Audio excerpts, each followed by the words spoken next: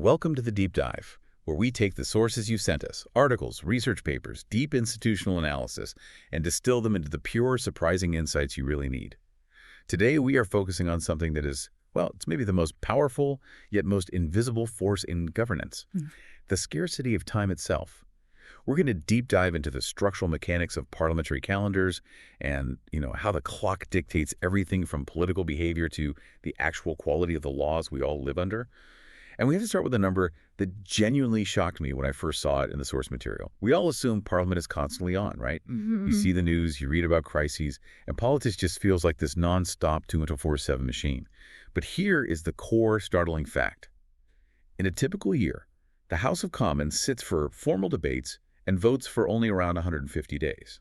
And that number, that's the hidden key to our whole analysis today. You look at 150 days and you realize you have this massive structural mismatch. A mismatch between what and what? The reality of modern governance, the crises, the complex legislation, international markets, it's all continuous. It assumes, and frankly, it requires constant engagement. But the central democratic mechanism of scrutiny, the formal parliamentary calendar, is sharply structurally segmented. Wait, only 150 days. That's the disconnect we're really digging into.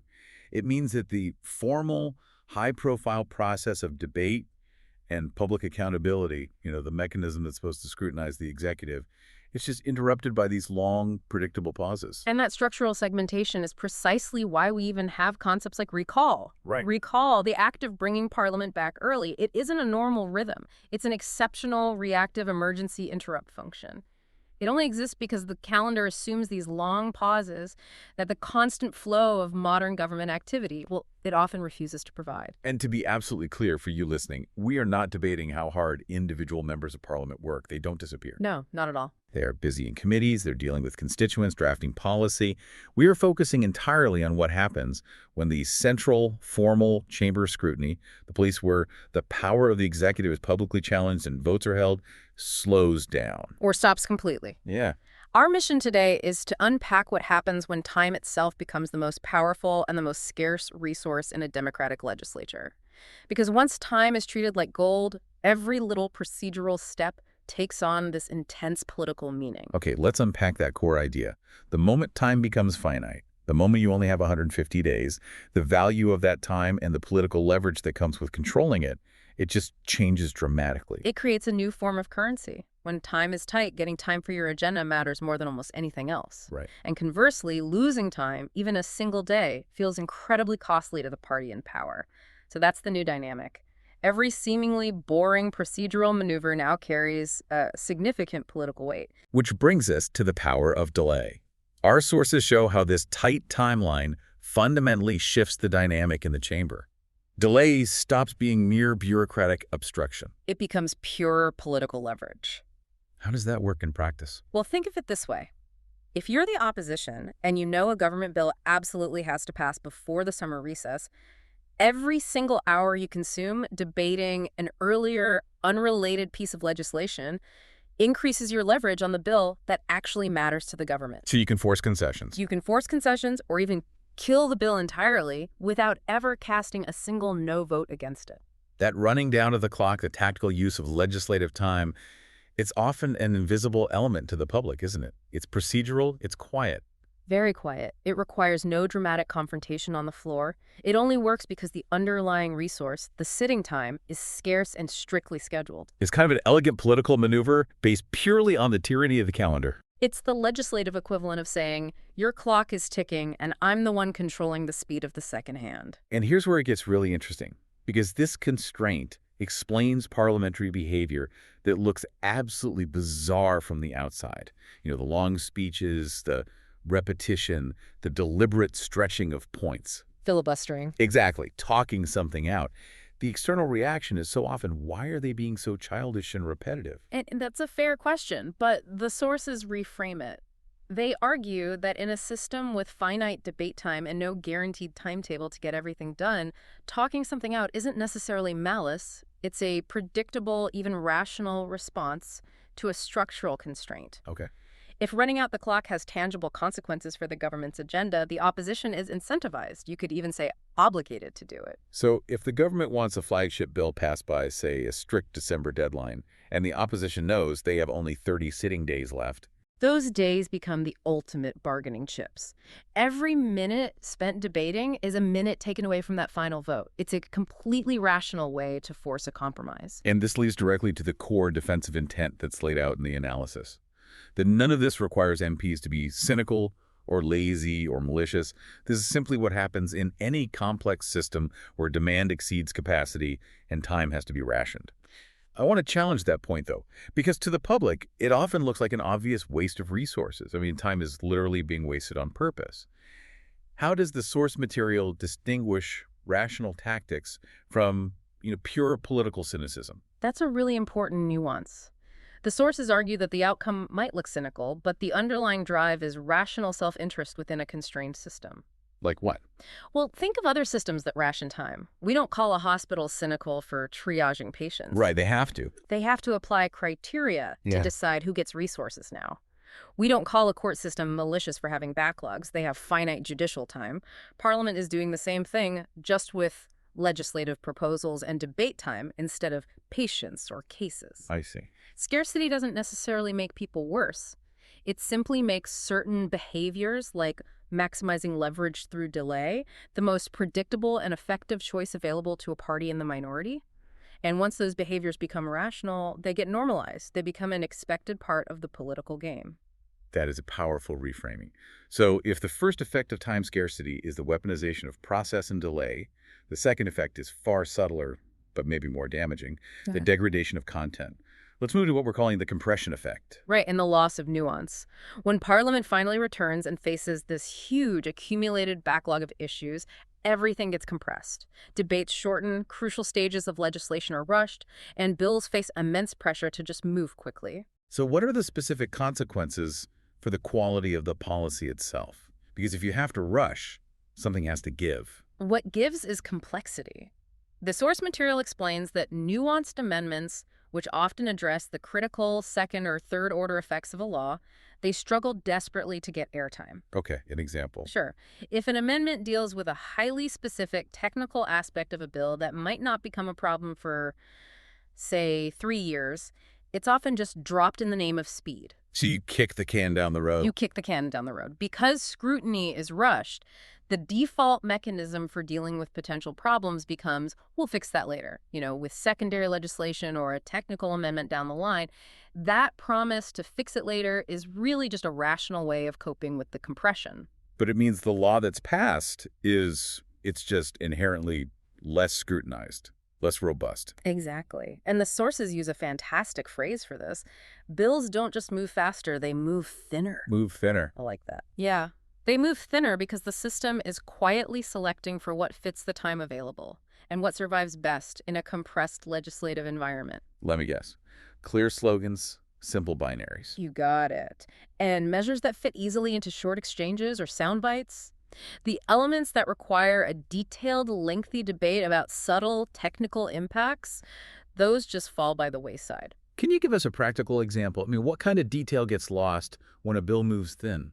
Imagine a massive new bill regulating an emerging technology like AI or, say, environmental waste. The headline measures something like all companies must report their waste. That passes easily. It sounds good. It does. But the necessary detail, like the technical specifications for measuring different types of waste or the exact enforcement mechanism for small businesses, that requires hours of committee scrutiny and expert testimony. And there isn't time for that. There isn't time. So the scrutiny is applied only to the headline measure. The complex technical details get stripped out or deferred, leaving a thin bill that makes great political theater but relies entirely on the government filling in the vital details later, without the full benefit of parliamentary debate. The compression determines the substance. That structural compression points us directly to the UK's unique position. Modern government activity assumes constant responsiveness, right? It's always on. But the parliamentary structure is operating on a timetable built for an earlier era where a long summer pause was just less disruptive. Absolutely. The UK system is highly segmented. Parliament is essentially on or off. And while the rest of the executive and public service operates on an assumption of total continuity, scrutiny gets interrupted. And that pressure, it just accumulates silently during those long recesses. So when the chamber returns, it faces this massive, compressed agenda of decisions that are already half made, leading to this overwhelming pressure to just catch up instantly. Exactly, but that structural mismatch, it isn't universal among comparable democracies, which is where part 3 comes in. It's fascinating to see how others have adapted. They've adapted to this demand for continuity without just abandoning recesses altogether. Yes, the sources show that other nations have effectively softened the stop-start nature of scrutiny. They recognize that the government is continuous, so the scrutiny of the government needs to be continuous too. How does that work in practice? Let's look at Germany and the Bundestag. Well, Germany has recess periods, but their constitutional design means that the bulk of complex, detailed scrutiny happens in committees. And the committees keep working. The committees are mandated to continue their work throughout the year. They have standing powers that don't rely on the main chamber sitting. That's critical. It is. It means that issues emerging in July can be formally examined by the relevant specialist committee in August, keeping the executive accountable and ensuring the pressure doesn't just build up. Scrutiny is spread more evenly across the calendar. It favors continuity and deep investigation rather than these high-intensity, rushed bursts in the main chamber. So the infrastructure of scrutiny stays robust and active even when the main chamber is paused. It turns committee work from a secondary function into a central year-round mechanism of control. What about New Zealand? They're often cited as a model for parliamentary process. New Zealand also recesses, but they maintain a much more regular and predictable sitting pattern than the UK. But most importantly, their committee work is absolutely central to their legislative life. It's not an afterthought. So if an emergency comes up, If an emergency requiring scrutiny emerges, they have the procedural framework ready to manage it without declaring every response an exceptional crisis that requires tearing up the calendar. Their predictability means the government can't really use the calendar as a tool to avoid scrutiny because there's always a dedicated formal window opening soon. instead of a months-long pause looming on the horizon. Precisely. The advantage of that continuity is so clear. Urgency doesn't automatically translate into legislative compression, a major policy problem that pops up in the middle of summer. The legislature has the institutional capacity to start investigating it immediately. You don't have to rush a bill simply because, structurally, there won't be time later. Right. In systems with built-in continuity, the pressure is managed and distributed. In the UK system, because of the rigid structure designed around interruption, the pressure has nowhere to go but to accumulate during the break, and then express itself violently through urgency, tactical maneuver, and compression when Parliament returns. And it just distorts political behavior constantly. All because the expectation of constant government activity clashes with a timetable designed for a much simpler, earlier era. Exactly. So what does this all mean for you? The crucial takeaway here is understanding the difficult structural choice Parliament inevitably faces upon returning after a break, especially when the agenda is already crowded. And that choice is profoundly distorting. Parliament has to choose between two really suboptimal outcomes.